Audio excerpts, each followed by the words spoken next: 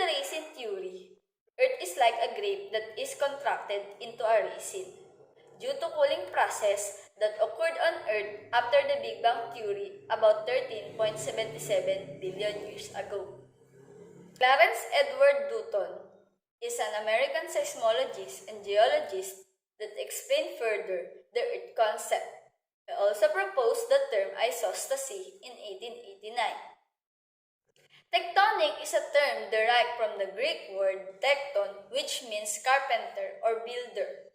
Tectonic plates has been used by scientists to describe the movement of the lithosphere. Tectonic plates are also called lithospheric plates, are massive, irregular slabs of solid rocks that envelope the surface of the Earth. The theory of tectonic plates states that the Earth's outermost layer is fragmented into a dozen or more large and small solid plates or slabs called lithospheric plates or tectonic plates, which constantly in motion relative to one another as they ride atop hotter, more mobile material known as stenosphere. The plate tectonics theory was developed from earlier hypotheses and data collected about the rocks of the ocean floor. One of the foundational works that gave rise to this theory is the first atlas, which is the Theatrum Orbis Terrarum, which was developed and published by Abraham Ortelius on May 20, 1570. Earth is generally composed of 58 crustal plates. Out of these plates, scientists have identified 15 major tectonic plates, 7 or 8 of which are primary plates and the other are the secondary plates. The primary plates are the African plate, Eurasian plate, Indo-Australian plate, North American plate, Pacific plate, the South American plate with the Nazca plate, sometimes considered as a primary plate instead of secondary plate. The secondary plates are the Arabian plate, Caribbean plate, Cook plate, Indian plate, Juan de Duca plate, Philippine Sea plate, Scotia plate, sometimes the Nazca plate. There are 7 continents in the world. Rank 1 is the Asia, next is the Africa, North America, South America, Antarctica, Europe, and the smallest one is the Australia. There are 2 basic types of lithospheric plates, the Continental Lithosphere and the Oceanic Lithosphere. Tectonic plates have the following characteristics which explains why the Earth is moving and why continents and ocean basins always undergo transformation. Number 1, one plate can carry both continental and oceanic crust. The average thickness of the lithosphere covered by a continent is 125 km. The average thickness of the lithosphere covered by the oceanic crust is 75 km. 2. A plate floats on the stenosphere and slides horizontally over it. It is like a block of ice floats on a lake. It may bend a little or may slightly move up and down. Each plate moves as a large, solid rocks. Number 3. Tectonic plates move at a very slow rate. Since continents and oceans make up the uppermost part of the lithosphere, both the continents and oceanic crust move across the Earth simultaneously with the plates. Tectonic activity is responsible for some of the Earth's most dramatic geologic events such as earthquake, volcanism, mountain building, and oceanic trench formation. Tectonic activity also shapes the lithosphere itself. Most tectonic activities take place at the boundaries of the plates. The movement of tectonic plates is made possible by heat from the upper mantle. Heat makes the rocks of the lithosphere more elastic. There are 2 basic types of lithospheric plates, the continental lithosphere and the oceanic lithosphere. The continental lithosphere is the solid ground where you stand upon. It's called the continental crust. It is lighter than the oceanic crust as it composed of lower density materials such as granitic rock. Oceanic lithosphere is made up of heavier basalt and gabbro rocks. Oceanic crust is younger than the continental crust, as the oldest age for his type is around 200 million years old compared to the 4 billion year old continental crust. In terms of thickness, oceanic crust measure only around 7 km thick, while the continental crust range from 10 km to 70 km thick. Next is the continental drift theory. Continental drift theory. In 1915, Alfred Wegener, a German scientist, introduced the continental drift theory, which states that the continents are moving. According to this theory, the Earth was once made up of a large continent called Pangaea. Pangaea broke about 225 million years ago into the continents Laurasia and Gondwana land, and eventually into smaller pieces that slowly drifted away from one another and moved to their present position.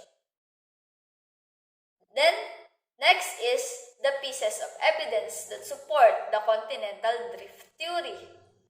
Although there are more evidence today that validate the continental drift theory, the following evidences are initial proofs. Continental fit shows that there is a close match between the coastlines of continents on opposite sides of the Atlantic Ocean. The eastern shorelines of South America and the western shorelines of Africa seems to fit together like a jigsaw puzzle. Number 2. Similar rock layers and the mountain ranges are found in continents across the ocean. Rocks of the same type and age are discovered in both South America and Africa. Wegener argued that the rocks could have been formed in the same place in the past. The continents that are composed of these rocks separated from each other. Number 3. Mountain ranges of the same age, structure, and rock types are found in the South America and Africa. The folded Appalachian Mountains of the North America move westward through the eastern US and Canada and ends at the Newfoundland coastline. Mountain ranges of the same age and deformation are found in eastern Greenland, Iceland, Great Britain, and Norway. It is believed that this mountain range were once in a single mountain range but were separated when the continents drifted. The courses of several mountain ranges seems to end at the coastline of one continent and apparently continue on the another continent across the ocean. Number 4. Fossils of extinct plants and animals are found on the rocks that are the same age, and these rocks are widely distributed in continental like South America, Africa, India, Australia, and Antarctica that are very far from one another.